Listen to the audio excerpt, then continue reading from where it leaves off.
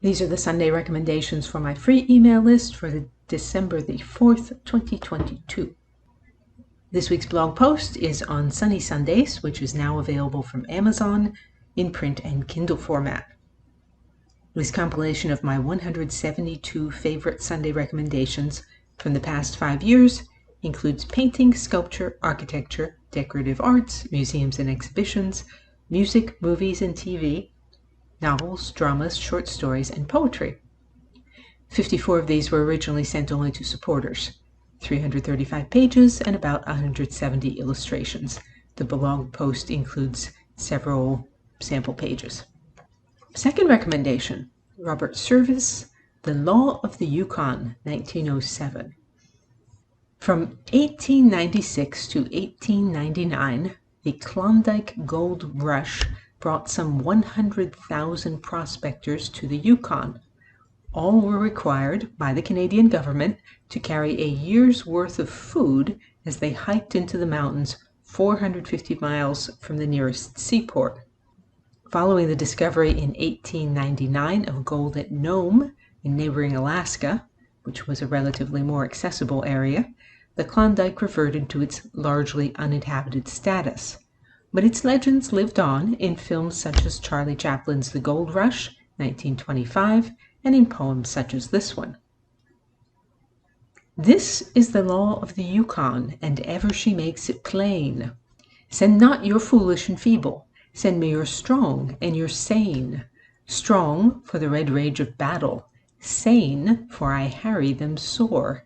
Send me men girt for the combat, men who are grit to the core, swift as the panther in triumph, fierce as the bear in defeat, sired of a bulldog parent, steeled in the furnace heat. Send me the best of your breeding, lend me your chosen ones. Them will I take to my bosom, them will I call my sons. Them will I gild with my treasure, them will I glut with my meat. But the others, the misfits, the failures, I trample under my feet.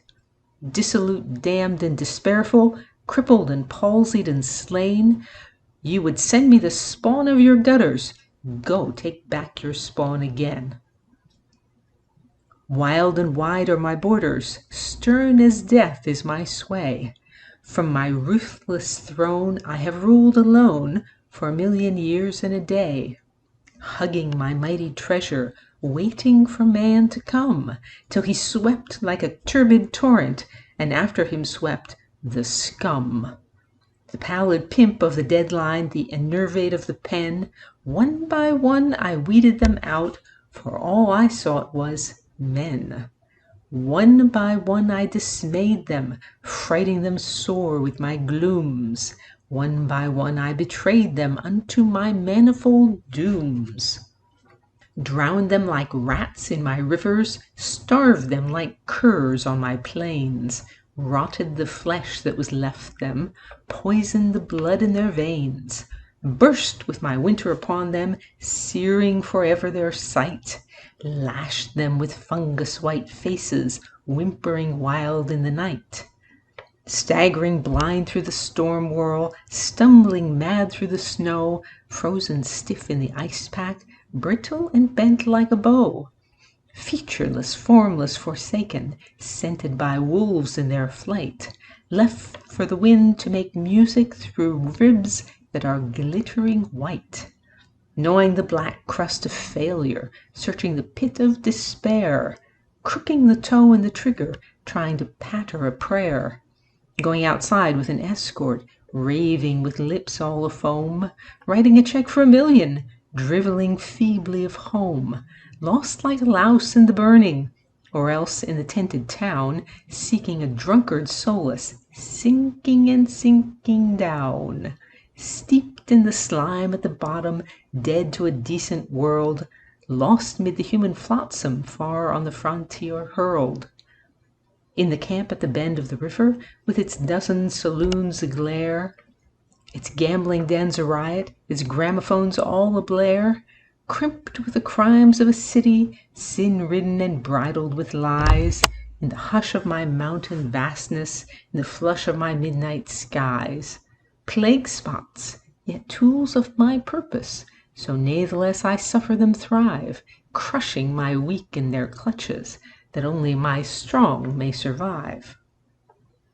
But the others, the men of my mettle, the men who would establish my fame unto its ultimate issue, winning me honor, not shame, searching my uttermost valleys, fighting each step as they go, shooting the wrath of my rapids, scaling my ramparts of snow, ripping the guts of my mountains, looting the beds of my creeks, them will I take to my bosom and speak as a mother speaks.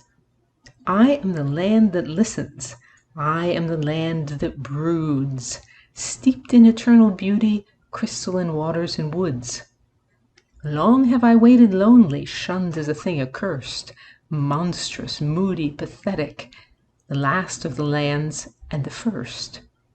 Visioning campfires at twilight, sad with a longing forlorn, feeling my womb o'er-pregnant with the seed of cities unborn. Wild and wide are my borders, stern as death is my sway, and I wait for the men who will win me, and I will not be won in a day.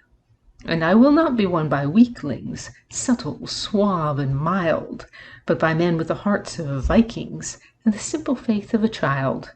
Desperate, strong, and resistless, unthrottled by fear or defeat, them will I gild with my treasure, them will I glut with my meat.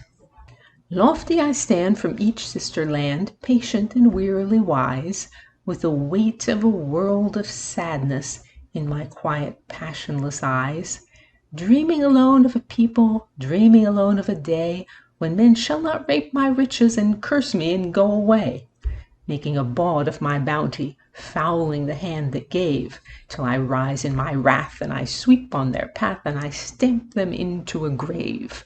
Dreaming of men who will bless me, of women esteeming me good, of children born in my borders, of radiant motherhood, of cities leaping to stature, of fame like a flag unfurled, as I pour the tide of my riches in the eager lap of the world. This is the law of the Yukon, that only the strong shall thrive, that surely the weak shall perish and only the fit survive. Dissolute, damned, and despairful, crippled and palsied and slain, this is the will of the Yukon. Lo, how she makes it plain. Third recommendation, Thomas Moran's Mosquito Trail, Rocky Mountains, 1874. Speaking of mountains, Moran's work isn't nearly as well known as that of Frederick Church and Albert Bierstadt, his contemporaries. You can see another of Moran's paintings on my website. I've given you a link to it. The fourth recommendation this week is a 19th century novel.